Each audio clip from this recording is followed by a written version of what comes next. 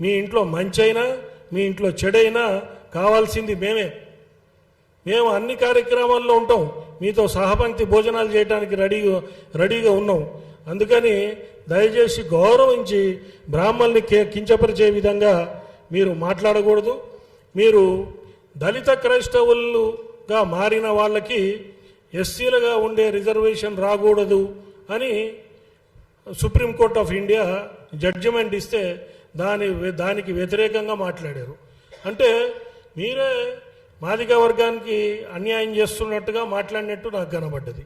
అదేవిధంగా సనాతన ధర్మం, హైందవ ధర్మము, మీరు ఏ పార్టీ నుంచి అయితే వచ్చారో, ఏ పార్టీ ద్వారా పద్మశ్రీ తెచ్చుకున్నారో ఆ పార్టీకి కూడా మీరు వ్యతిరేకంగా మాట్లాడినట్టుగా నాకు కనబడ్డది.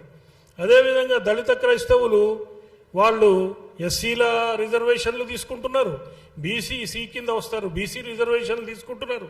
మరి వారు మైనారిటీలుగా ఉండి ఆ రిజర్వేషన్లు కూడా తీసుకుంటున్నారు.